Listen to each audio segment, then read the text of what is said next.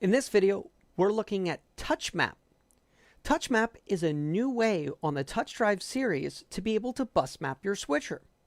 Now, of course, you can go into Dashboard, go into the Personality page, and be able to modify your bus map directly from Dashboard. However, we've introduced a new functionality on the Touchdrive that allows us to do this leveraging all of these beautiful touch displays that are right on the panel surface. So how do we do it? Well, when we're looking at the panel, on the vertical display, you'll see that the preset button has an outline. That means that it's not just a label, it's a button. So if we tap this, our row has now gone into TouchMap mode. Now, your background bus is still going to be cutting sources, and your preset bus will still be cutting sources. However, the preset bus is also what we're going to use to delegate what button we are going to be changing. You'll notice there are two vertical columns, and one is orange, one is green. And of course, exit bus map mode is at the bottom. We could also hit touch home, and that will also take us out of it.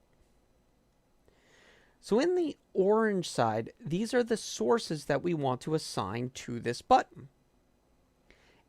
There are external, which would be the physical SDI and HDMI input that I have on my connected graphite.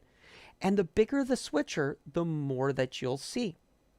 The way to think about it is there are 10 touch regions in each one of these displays. And starting from left to right, we'll take the first input all the way up to the highest input number. When you get to the end, it will wrap around. So as an example, when we look at internal sources, now we have a greater number, including color black, media stores, and because this is a graphite, I have my CG and clip channels, which are internal frame buffers. As well as we have our media wipes, we've got our MEs, and we've got our mini MEs, plus of course, shift. When we select buses, this allows us to assign a bus to a cross point. That way I could do a bus follow. I could have a keyer following an aux bus, and whatever I change on the aux, it changes on that bus. And again, this will fill up the display. Once we have more buses or sources, then we have available touch interface buttons. The right two will turn into up and down arrows, and effectively they will cycle.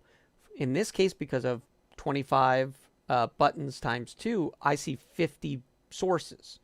Well, I would see 48, and then this would move basically the row. And you would move the first 48, the second 48. So as you can see on, say, a Carbonite Ultra with way more buses and sources, it is very quick to move between those. The final grouping is our aux grouping. So again, all of the virtual aux buses, I can assign those as a source as well. And now I can go ahead and map those as a cross point. So this is how we pick what group we want to view. The green is going to be what we're doing. So the mode that it's in. In assign mode, it's going to just replace what's on that button. In insert mode, it is going to shift everything to the right from that button. So if I needed to wedge a camera in, I no longer need to change that source and then go one by one and move them manually.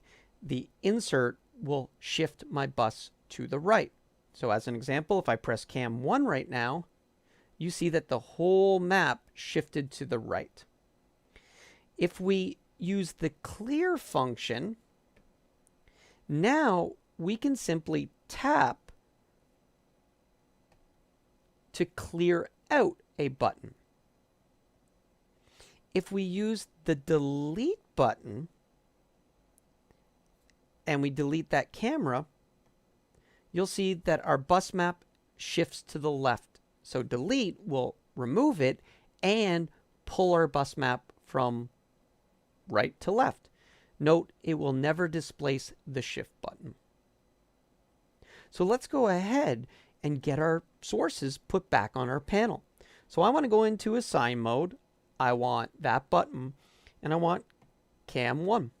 So if I want that, all I simply have to do is tap it. And there we go.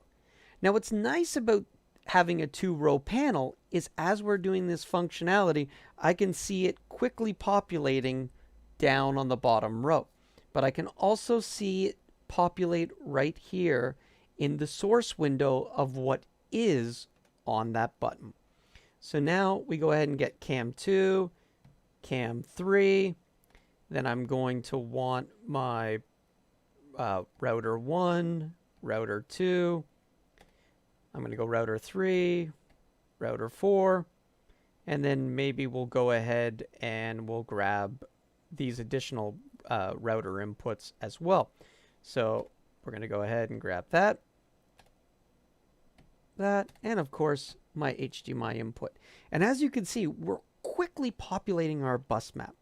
And of course, since we removed our CG, I'm going to want to come over to this button. Nothing's assigned, but now I'm going to head over to that internal. And of course, I can say, hey, I need CG2. So go ahead and throw that down. Now I'm going to come over and I want to make sure to get my media stores. So we're going to go ahead and add media 1, media 2, media 3, media 4, and I don't want to forget I use my clip player a lot, so I want that on the primary side as well. And of course, when we rippled off the bus map, we lost our program ME, so I just want to quickly come over there and be able to say, hey, I want program. That way, when I'm using an aux bus, I can simply press the program button.